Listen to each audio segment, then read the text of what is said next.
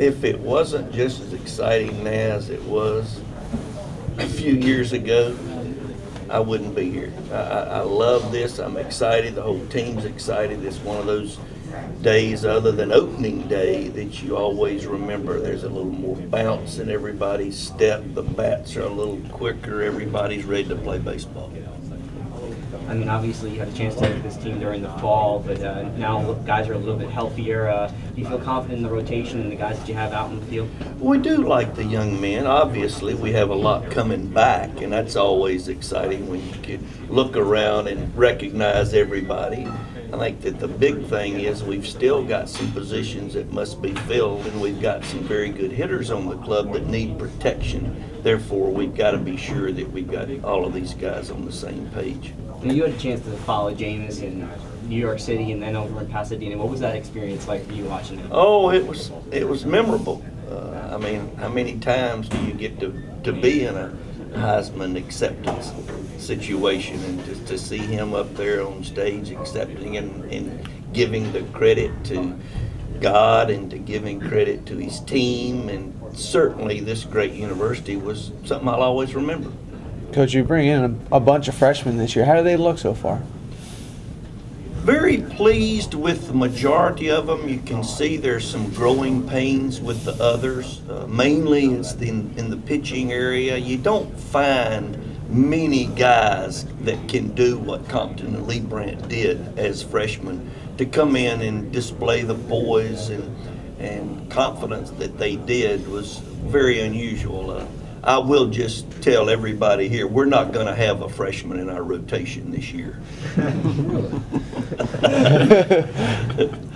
In the first few practices, what do you look to accomplish? Well, the main thing is just being sure that we're all on the same page. Sometimes, you know, when you've got 3 weeks before you open up, some of the younger guys might want to coast.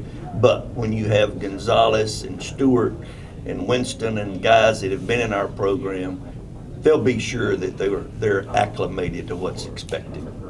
When you're looking at holes that you have to fill, is catcher kind of number one priority? A guy like Stephen McGee, who is such an integral part of this team for a long time. If I started talking about Stephen, I'm afraid I'd bore everybody. But I'll tell you what, tough, durable.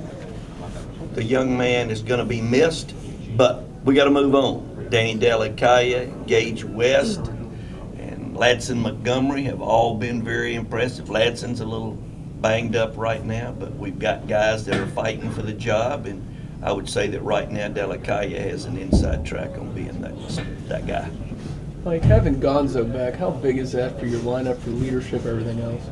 Can't express to you how much his leadership means. Every day he comes out here, reminds me a lot, and I mean this, of Buster. Same guy, no matter if he's 0 for 4 or if he makes an error, he wants the next ground ball hit to him. He's just not intimidated by any surroundings, and yet the leadership is always there, because he's already trashing me today about how many layers I got on. Yeah, I got on everything in my locker.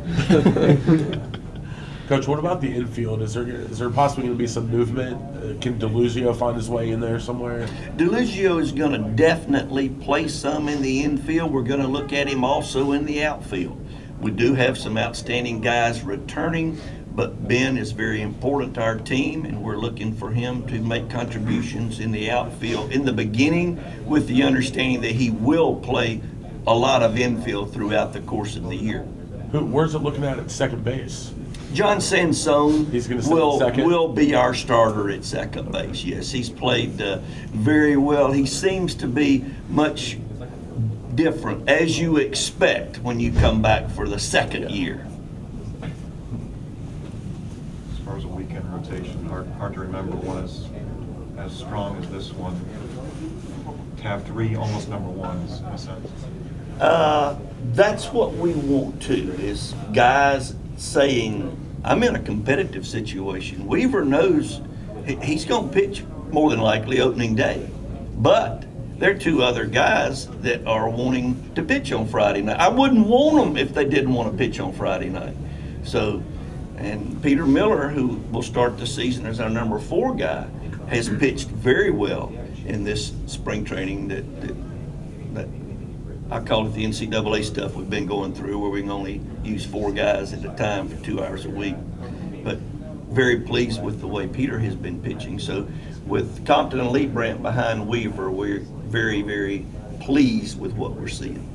At first base, going back to the infield, is it Nagowski still, or is it John Nagowski has Smith? played very well, and there's no way that I can sit here and tell you that there will be another first baseman opening day. I will say that Nagowski will be our first baseman opening day if, God willing, we all stay healthy. What do you want to see from Jameis on the mound? You know, Jameis last year, toward the end, was a very dominating pitcher with a fastball and slider. I'd like to see him continue to work on his changeup just to show hitters that he can throw that. If you look back to when Benincasa pitched for us, he threw a very good change, and then last year with Robbie Coles, he threw a good change. You got to keep the hitters guessing. If you're a 2-pitch guy, obviously you're looking for one or the other. 50-50, I don't like. Are there limitations you place on him just coming over from football? Obviously a lot more wear and tear than he had last year probably. We will use Jameis just like we do everybody else. We're not going to treat him any differently, and he doesn't want to be treated any differently. He's a Seminole baseball player now, and we're going to use him in the outfield. We're going to use him on the mound. We're going to use him as a DH some, but we want him to be our closer when it's all said and done. That's what we're going to prepare him to be. Does it help, Coach, that you have such a good relationship with Coach Fisher and the football staff?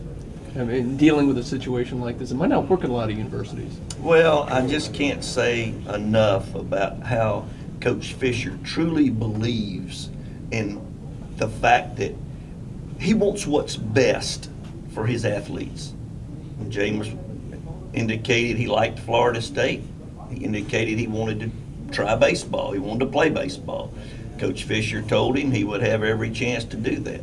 Coach Fisher's lived up to everything that he told him when he recruited him, and we're very excited that he is back with us for the 2nd year, and we're really, really looking forward to watching him develop as a baseball player as well.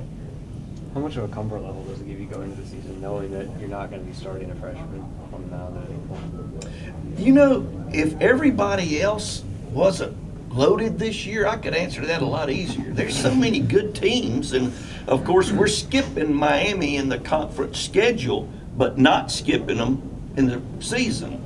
So we're playing 11 conference series, 10 of which count, and then you throw in Georgia, and of course a very good Florida team, and then, you know, the guy that did the scheduling's been accused of being a dummy, and I may agree with those people. Coach, what do you hope to see out of DJ this year? He's getting a lot of preseason accolades.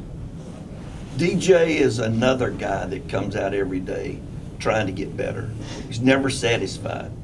He was very impressive in the fall, playing in center field. We know he can play center, but we also know he's a heck of a left fielder because that's where he played for us last year. The accolades that he received, he knows that, hey, he ain't played a baseball game yet.